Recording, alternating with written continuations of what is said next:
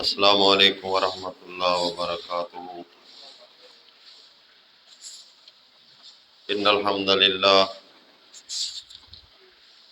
وحدہ والصلاة والسلام علی من لا نبی بعد، اما بعد اعوذ باللہ من الشیطان الرجیم، بسم اللہ الرحمن الرحیم۔ ان الذین یفرقون بین اللہ ورسولہ اولئک هم الکافرون حقا۔ محترم حاضرین، آپ نے کافی وقت دیا ہے، اللہ کی کتاب کو سنا ہے، غور کیا ہے۔ اللہ پاک آپ کا آنا، سننا، سنانا قبول فرمائے، اور جن لوگوں نے اس کام میں وقت لگایا، مال لگایا، کوشش کی ہے، اللہ پاک ان کی کوشش کو بھی قبول فرمائے۔ پیارے بھائیوں،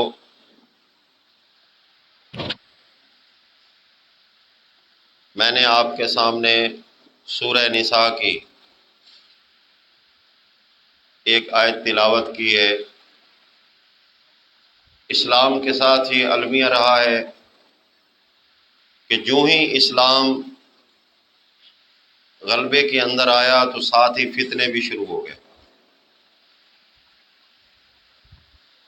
آپ دیکھیں گے کہ رسول اللہ صلی اللہ علیہ وسلم جو ہی ہجرت کر کے مدینہ کے اندر آئے اور ایک سٹیٹ قائم ہوئی تو ساتھ ہی منافقت کا فتنہ شروع ہو گیا۔ وہ مفاد پرست لوگ بیس بدل کر آئے،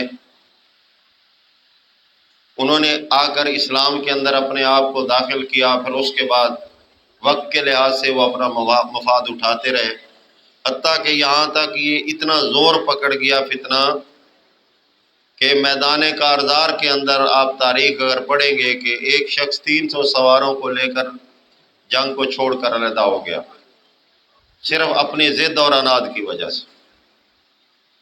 مسئلہ کیا تھا؟ مسئلہ یہ تھا کہ جنگ دفاعی لڑی جائے، مورچہ زن ہو کر لڑی جائے، یا اوپن لڑی جائے۔ بات صرف اتنی تھی۔ اصحاب الرائے کیونکہ اللہ پاک نے یہ حکم دیا تھا سورہ آل عمران کے اندر اپنے پیغمبر کو کہ شاورہم فی الامر، تو اپنا فیصلہ نہیں کرنا، مشاورت کرنی ہے، شورا سے مشورہ لینا ہے۔ فَإِذَا عَزَمْتَ فَتَوَكَّلْ عَلَى اللَّهِ، جب تم سارے متفق ہو جاؤ پھر اللہ پہ رزلٹ چھوڑو اور کام شروع کرو۔ اب ساری شورا نے فیصلہ یہ دیا کہ ہمیں مورچہ کے اندر، جنگ خندق کی بات کر رہا ہوں، ہمیں مورچہ زن ہو کر لڑنا چاہیے۔ ایک شخص نے کہا نہیں، میری رائے یہ، میں سردار ہوں، 300 بندے لے کر آیا ہوں، میں تو بہت بڑا جریح بہادر ہوں، دلیر ہوں، اور میری شان کے خلاف ہے کہ ہم چھپ کر لڑیں، ہم تو آمنے سامنے لڑیں گے۔ تو جب اس کا مشورہ ریجیکٹ ہوا تو وہ دشمنی پہ اتر آیا۔ یہ فتنے اسلام کے ساتھ لگے ہوئے ہیں، اور آج ان فتنوں کی اتنی بڑی جدت اور کثرت ہو چکی ہے کہ پہچاننا مشکل ہو گیا ہے۔ لوگ اسلام کا نام لے کر اسلام کی جڑیں کاٹتے۔ آپ کو حاضر دور کی ایک بات بتانا چاہتا ہوں، تقریریں ہماری ہوتی رہتی ہیں، بے شک ہمارا بنیادی مسئلہ توحید ہے اور شرک کا رد ہے۔ شرک جہاں بھی جس شکل میں بھی نظر آئے گا، الحمدللہ المسلمین اس کا رد کرے گی۔ یہ ہمارا ذمہ داری اور مشن ہے۔ لیکن عقل مندی یہ ہے کہ خطرات کو سمجھا جائے، آنے والے طوفان کو دیکھتے ہوئے کوئی منصوبہ بندی کر لی جائے۔ یہ صرف ہماری بات نہیں، اللہ رب العزت نے اپنی کتاب مقدس کے اندر بیان فرمایا، یا ایھا الذین آمنوا علیکم انفسکم،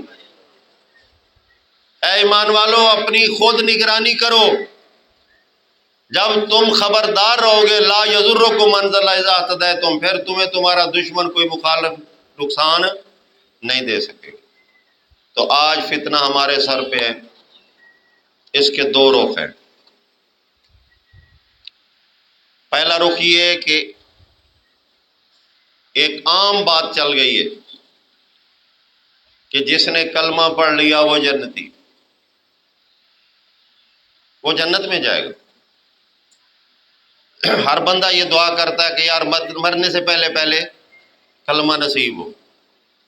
اگر ہم غور کریں، فرعون ابھی مرا نہیں تھا، حتیٰ اذا ادراکہ الغرق، ابھی پانی جو ہے اس کو لپیٹ میں لے رہا ہے، مرا نہیں ہے، لیکن وہ کیا کہتا ہے آمنت باللہ وحدہ، کلمہ پڑھ لیا یا نہیں پڑھا؟ جنتی ہے؟ نہیں ہے، اللہ کا قانون نہیں ہے۔ جب کوئی بندہ موت کو سامنے دیکھے، موت کو سامنے دیکھ کر پھر کہے کہ میں اب ایمان لاتا ہوں، اللہ فرماتا ہے ابھی تیرا ایمان قابل قبول نہیں۔ ایک فتنہ ایسا اٹھا جس نے اسلام کے اندر عمل کو ختم کر دیا، نہ نماز کی ضرورت ہے، نہ حج کی ضرورت ہے، نہ زکوٰۃ کی ضرورت ہے۔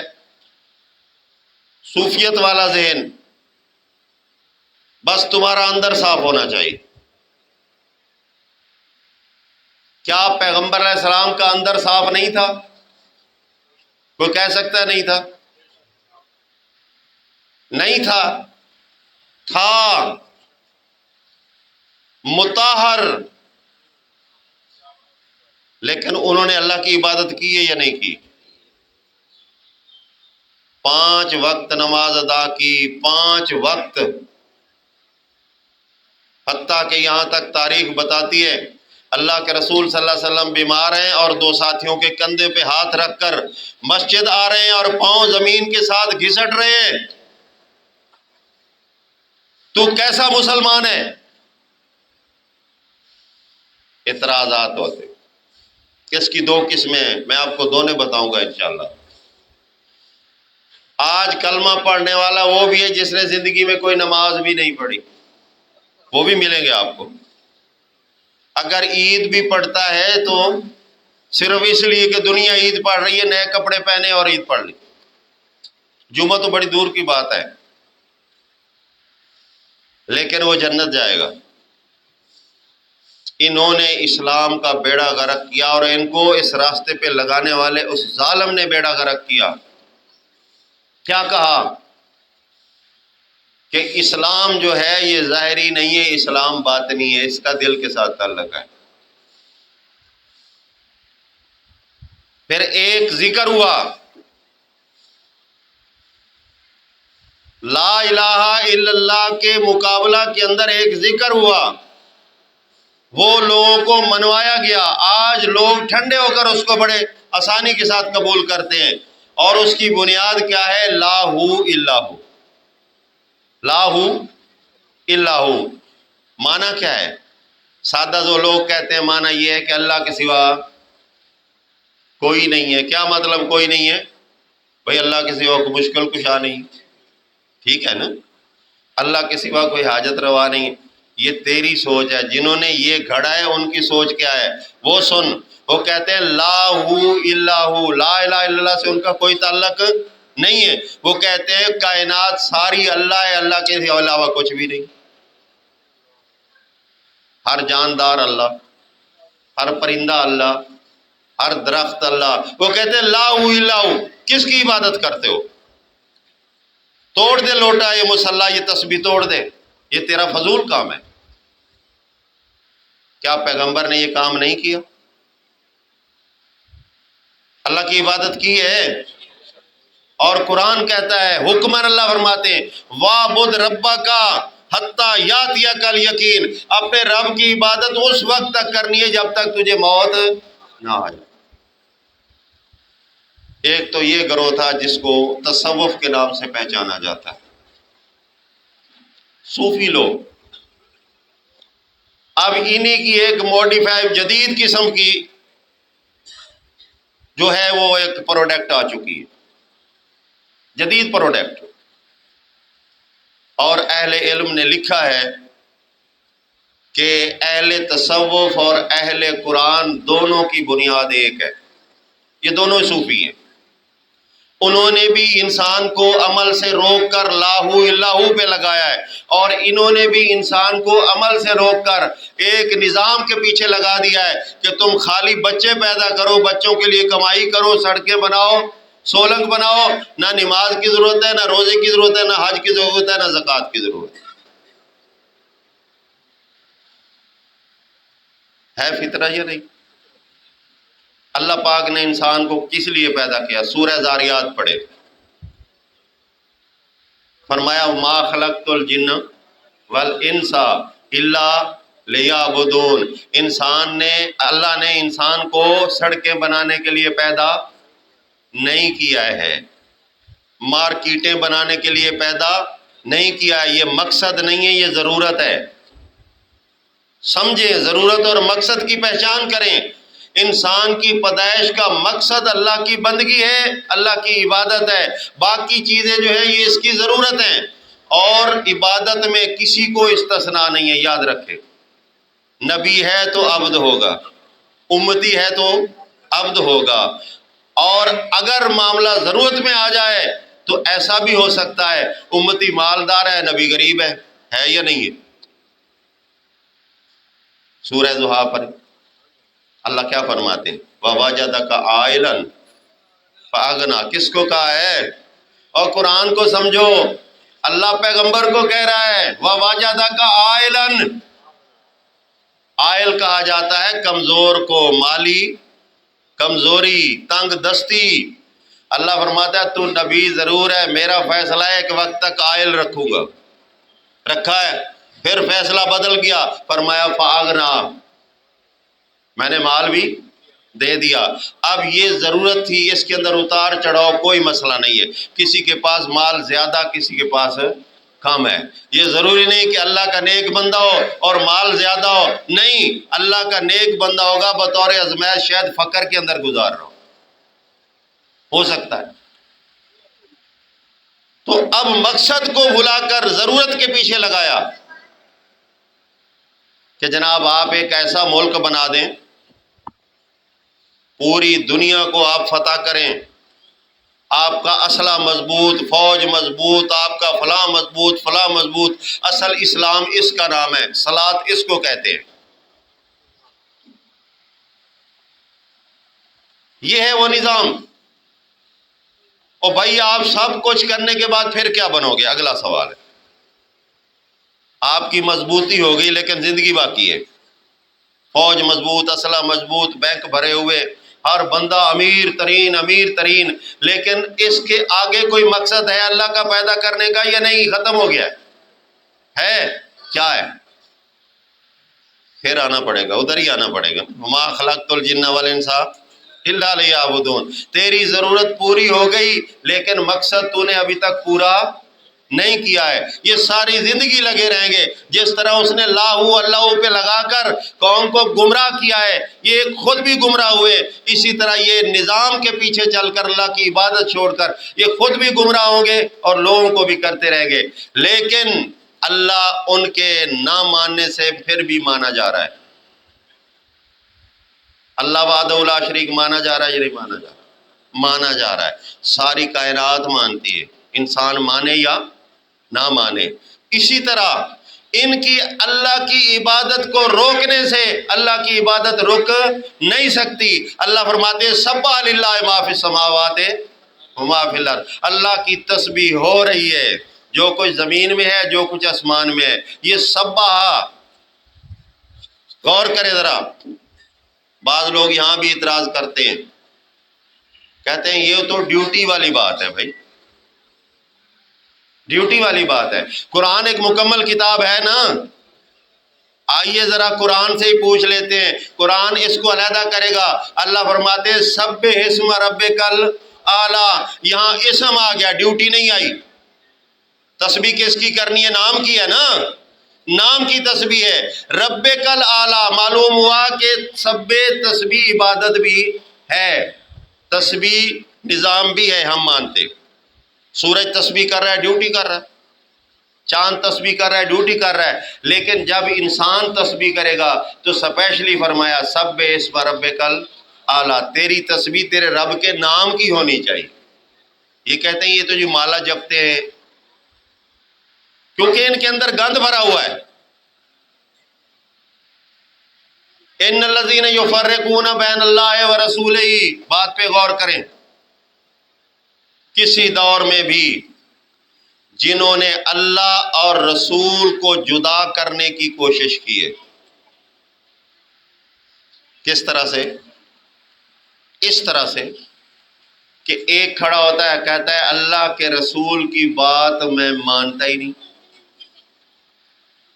اللہ کے رسول کی بات میں مانتا ہی نہیں۔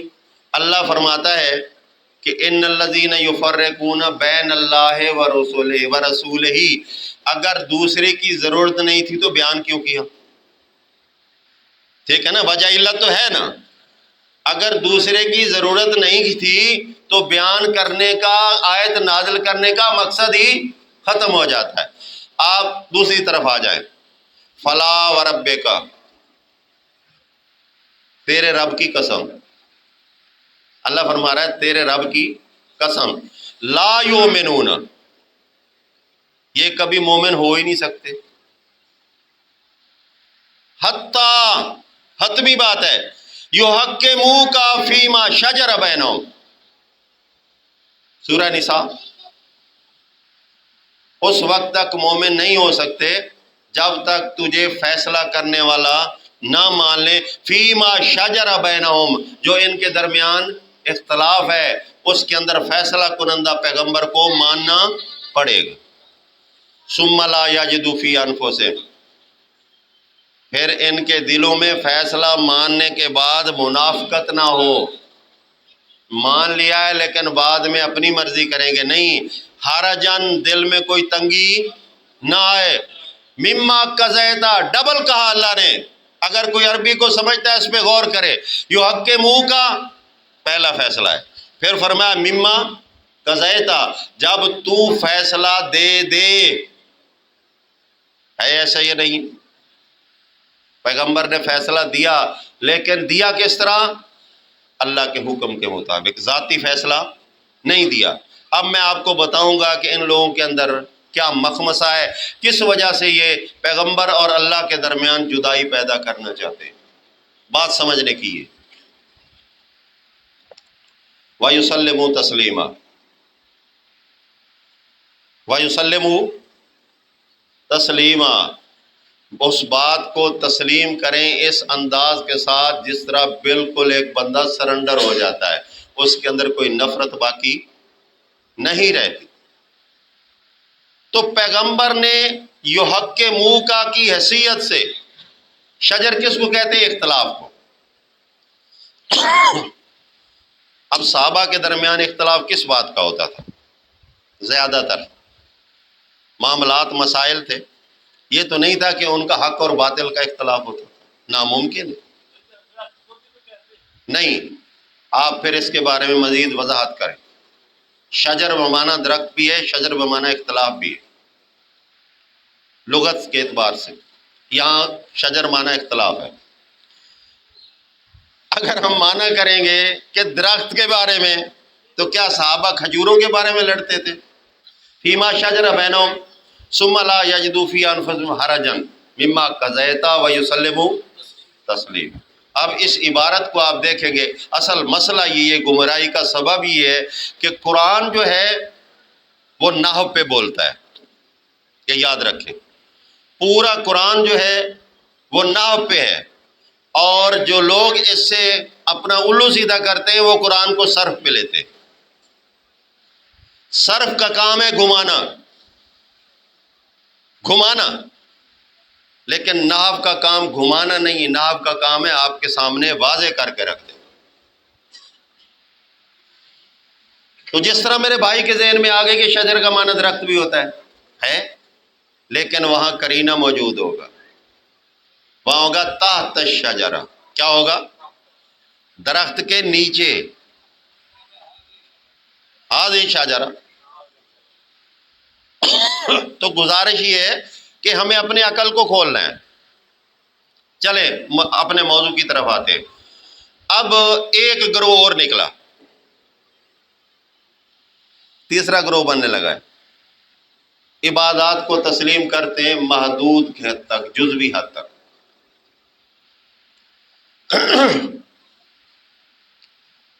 ایک اہم مسئلہ ہے جو مسلمان امت کا، جس کے اندر پوری امت اتفاق کرتی، وہ یہ ہے کہ صلاۃ، نماز۔ اس کے اندر انہوں نے اختلاف کیا کہ یہ نماز جو ہے یہ 3 ہے، نماز 3، اور اس کا عدد جو نکالا وہ نصف کر دیا حاضر نماز سے کہ وہ ہے 2 رکعت، یعنی 4 والی بات بھی غلط ہے اور 3 والی بات بھی غلط ہے۔ نماز ہے 2 رکعت اور 3 وقت میں، تو ٹوٹل کتنی رکعت بنی؟ 6 بنی۔ 5 وقت میں، 3 وقت میں، پورے دن میں 6 رکعت۔ قرآن حکیم کی ایک آیت ہے سورہ محمد کی، اللہ تعالیٰ فرماتے ہیں یا ایھا الذین آمنوا اطیعوا اللہ واطیعوا الرسول، سارے مانتے ہیں، اگلی بات پہ غور کرنا ہے، ولا تبطلوا اعمالکم۔ معلوم یہ ہوا کہ عمل وہ ہوگا جو اللہ کے حکم پہ ہوگا اور رسول کے عمل پہ ہوگا۔ اگر اپنی مرضی سے ہوگا تو پھر عمل وہ قبول نہیں بلکہ وہ باطل ہے۔ میں کہتا ہوں دلیل، قرآن نے 2 دلیلیں مانگی ہیں، ایتونی بے کتابن، کوئی کتاب لاؤ، نکرا ہے نا، بے کتابن، کوئی کتاب لاؤ، کوئی صحیفہ لے کر آؤ دلیل کے لیے۔ آگے کیا کہا؟ من قبل ھذا، اس سے پہلے، او اثارۃ من علم، یہ بھی قرآن کی دلیل ہے۔ تو اثار کس کو کہیں گے؟ تواتر نشان، تواتر سے ایک سلسلہ چلا آ رہا ہے۔ تو اللہ تو چیلنج کرتا ہے کہ دین جو ہے اس پہ عمل جو ہے، جو کچھ محمد صلی اللہ علیہ وسلم نے کیا وہی عمل پہلے پیغمبروں نے بھی کیا ہے، ان کے درمیان کوئی فرق نہیں ہے۔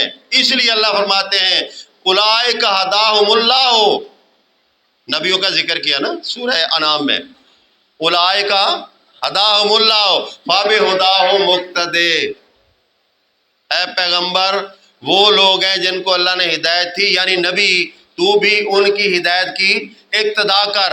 تو معلوم ہوا پیغمبر کی زندگی کے اندر جو کچھ دین قرآن سے ملا ہے اس کی عملی شکل جو ہے پچھلے پیغمبروں کی بھی تھی اور اس پیغمبر کی بھی تھی۔ اب میں کہتا ہوں گھاٹے میں وہ رہا، پہلے نے کہا کوئی عبادت نہیں، سارے اللہ ہیں، اب اللہ کس کے آگے جھکے؟ مولوی بھی اللہ، پیر بھی اللہ، ملنگ بھی اللہ، کتا بھی اللہ، سارا نعوذ باللہ من ذالک یہ اللہ ہی، ختم ہو گیا نا سب کچھ، اللہ کے لیے عبادت ختم ہو گئی۔ جب وہ اللہ ہی نہ رہا جو پاورفل ہے، ہر بندہ اللہ ہی ہو گیا، کس کے آگے جھکے گا اللہ؟ دوسرا کھڑا ہوا، اس نے کہا یہ جو عبادت ہے یہ پوجا ہے، یہ پوجا ہے، یہ قدیم ایرانی ایک طریقہ ہے۔ پہلی بات تو یہ ہے کہ علمی دنیا میں بیٹھے ہو، پوجا کا مطلب کیا ہوتا ہے؟ پوجا ہندی کا لفظ ہے، اس کا معنی بھی عبادت ہی ہے۔ پوجا ہندی کا لفظ ہے، اس کا معنی بھی عبادت ہے۔ تو انہوں نے غلطی یہ کی کہ انہوں نے لفظ کوئی اور لینا تھا لیکن خود اپنے لفظ میں خود پھنس گئے۔ میں کہتا ہوں دھڑلے سے کہتا ہوں، کوئی ہندو مجھ سے پوچھے تو کس کی پوجا کرتا ہے، میں کہوں گا اللہ کی پوجا کرتا ہوں۔ کہنا چاہیے یا نہیں؟ کہنا چاہیے۔ مسلمان پوچھے گا کس کی عبادت کرتا ہے، میں کیا کہوں گا؟ اللہ کی عبادت کرتا ہوں۔ بات صرف اتنی ہے، لوگوں کو چکر میں دیا۔ اب تیسرے نے کیا کمال دکھایا، تیسرے کی بات کر رہا ہوں، مخمسے کے اندر ہے، جو دلائل یہ دیتے ہیں اگر ان دلائل پہ غور کیا جائے، ٹائم میرا صرف 4 منٹ رہ گیا ہے، میں صرف وہ بات کروں گا اور اس کے بعد انشاءاللہ ختم، باقی مزید سوال جواب میں سلسلہ رکھوں گا۔ ایک ان کی دلیل ہے سورہ بنی اسرائیل کی۔ وہ دلیل کیا ہے؟ اقم الصلاۃ لدلوک الشمس الی غسق اللیل۔ اب میں سوال کرتا ہوں کہ اللہ کی کتاب کا حکم یہ ہے کہ نماز شروع کرو، لے ابتدا ہوتی ہے نا، لے کیا ہوتا ہے؟ ابتدا ہوتی ہے، الا کیا ہوتا ہے؟ انتہا ہوتی ہے، ٹھیک ہے؟ آپ یہاں سے چلیں گے، روڈ تک جائیں گے، یہاں لے ہے وہاں انتہا ہے، لیکن چلنا ہے نا، آپ نے رکنا نہیں ہے، چلنا ہے، آرڈر ہے، ٹھیک ہے؟ مجھے ثابت کر کے دکھائیں کہ آپ صرف 2 رکعت سورج ڈھلنے سے شروع کریں اور اندھیرے تک ان کو پڑھتے رہیں، ثابت کر کے دکھائیں اس آیت سے۔ ناممکن ہے نا۔ اب مسئلہ کیا ہے؟ مسئلہ یہ اللہ نے رسول کھڑا کیوں کیا ہے؟ ما ارسلنا من رسول الا لیطاع باذن اللہ۔ کوئی رسول ایسا نہیں آیا اللہ کے حکم کی اطاعت کروائے بغیر اس نے اپنی کوئی اطاعت نہیں کروائی، یہ دلیل ہے۔ تو نماز 5 وقت اللہ ہی کی مرضی تھی، تو نے 3 کیا، تو نے اس کو توڑا ہے۔ کل قیامت والے دن تو کس نبی کے ساتھ کھڑا ہوگا؟ ہر پیغمبر کی امت آواز لگائی جائے گی، فلاں پیغمبر کی امت، فلاں پیغمبر کی امت۔ ارے تو نے اس پیغمبر کے دین کے اندر جو درار ڈال دی ہے، تو تیسرا سائیڈ یہی بنتی ہے کہ تو ان کے پاس کھڑا ہوگا جو پیغمبروں کے دشمن ہیں۔ اب اس بات پہ غور کریں، ان الذین یکفرون باللہ ورسولہ، صرف ترجمہ کرتا ہوں، جو لوگ ناشکری کرتے ہیں اللہ کی اور رسولوں، کیونکہ کفر کا معنی صرف انکار نہیں بنتا، ناشکری بھی بنتا ہے۔ وَيُرِيدُونَ، اور چاہتے ہیں، ان کا ارادہ یہی ہوتا ہے، کیا کرنا چاہتے ہیں؟ أَن يُفَرِّقُوا، تفریق قائم کریں، فرق پیدا کرے، اور نہیں جی نہیں، اللہ ہو اور رسول کو، یار نہیں یہ تو رسول کی ہے ہی نہیں، چھوڑو، قرآن آپ کے پاس موجود ہے۔ میں اکثر سوال کرتا ہوں، قرآن اللہ نے نازل کیا، ضرورت نہیں تھی، اگر آپ کے ذہن کے مطابق قرآن اللہ کی کتاب ہے اور آسان بھی ہے، تو کیا رسول کی ضرورت تھی؟ نہیں نہیں نہیں نہیں نہیں، پہنچانا نہیں ہے، لِتُبَيِّنَ لَهُمْ، ہاں بس بات یہ، بات اتنی، لِتُبَيِّنَ لَهُمْ، بیان بھی کرنا ہے، واضح بھی کرنا ہے، اس پہ پریکٹیکل بھی کر کے دکھانا ہے۔ تو جب تک آپ رسول کا تعلق دین کے ساتھ نہیں مانیں گے، آپ اسلام کے اندر نہیں ہیں، کیونکہ اللہ کا فتویٰ دے رہا ہوں، میرا فتویٰ نہیں ہے، استغفر اللہ۔ وَيُرِيدُونَ أَن يُفَرِّقُوا، کیا کرتے ہیں؟ فرق پیدا کرتے ہیں، جدا کرتے ہیں، بین اللہ ورسولہ، بین اللہ ورسولہ، اللہ اور رسول کے درمیان جدائی پیدا کرتے ہیں، ٹھیک ہے؟ یہ جدید موڈیفائی اسلام، میڈ ان صوفی، ان کو جہاں بھی آپ چیک کریں گے یہ وہیں جا کے ملے گا جنہوں نے ان الحق کا دعویٰ کیا ہے، منصور حلاج کے ساتھ جا کر ملے گا کہ نہ کوئی حق بچے گا نہ کسی کی عبادت ہوگی، جبکہ اللہ کیا فرماتا ہے؟ ذالک بان اللہ ذالک بان اللہ، ذالک، اور سمجھو یار اس بات کو، حق صرف اللہ کی ذات ہے اور کوئی حق نہیں، نہ منصور حلاج حق ہے، نہ باہو حق ہے، نہ یہ ملتان والا آپ کا حق ہے، نہ فرید حق ہے، کوئی حق نہیں سوائے اللہ کے۔ وَأَنَّ اللَّهَ وَأَنَّهُ وَأَنَّهُ، اور پکی بات یہ ہے اس کے علاوہ جو ہے ہوا باطل، باطل، جزاک اللہ۔ تو بھائی جان جب فرق پیدا کر دیا تو اگلی بات کیا ہے؟ غور کریں ذرا، وَيَقُولُونَ نُؤْمِنُ بِبَعْضٍ وَنَكْفُرُ، بے بات، کیا بات ہے یا اللہ، تو نے تو سارا شیشہ ہی سامنے لا کے رکھ دیا۔ کہتے ہیں جی نماز 3 مانتے ہیں، حج ہم نہیں مانتے۔ یہ تو کانفرنس ہے۔ اگر روزہ مانتے ہیں تو اس کو ٹائم اتنا آگے پیچھے کر دیتے ہیں کہ رات میں جا کے داخل کر دیتے ہیں۔ وہاں بھی وہی بات ہے، اتم الصیام الی اللیل، فی اللیل تو نہیں ہے، آپ عربی سمجھتے ہیں، الی اللیل ہے یا فی اللیل ہے؟ الی حد ہوتی ہے، انتہا ہے، فی اللیل ہوتا ہم مان جاتے، لیکن الہ کو تم نے فی کے وزن پہ دے کر مسلمانوں کو آدھی رات تک انتظار کروایا، ان کے روزے کو بڑھا دیا۔ تم کیسے شریعت ساز بن گئے؟ تمہیں کس نے اختیار دیا؟ یہ جو محمد رسول اللہ صلی اللہ علیہ وسلم نے دین پیش کیا تھا، تمہیں وہ پسند نہیں آیا؟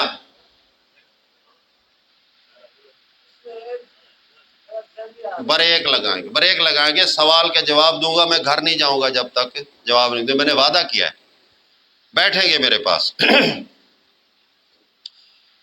وَنَكْفُرُ بِبَعْضٍ، بعض کو مانتے ہیں بعض کو نہیں مانتے۔ وَيُرِيدُونَ أَن يَتَّخِذُوا بَيْنَ ذَلِكَ سَبِيلًا، اب اگلی بات سنیں، اور یہ چاہتے ہیں کہ اس دین کے اندر ایک نیا دین، بین ذالک سبیلا، نیا راستہ نکالا جائے۔ بھائی جان قبول نہیں ہوگا۔ ہاتو برہانکم ان کنتم صادقین، دلیل دینا پڑے گی اللہ کی کتاب کی، اللہ کے پیغمبر کے عمل کی۔ اگر قیاس کرو گے ناممکن ہے۔ ہم نے بہت لوگوں کو چھوڑا ہے اور بہت کو چھوڑ دیں گے، نو پرابلم، ہمیں کوئی مسئلہ نہیں ہے۔ اللہ ہمیں نہ چھوڑے، اللہ کا راستہ ہم نہ چھوڑے، بس یہی ہماری کامیابی۔ سبحان ربک رب العزت عما یصفون وسلام علی المرسلین والحمد للہ رب العالمین۔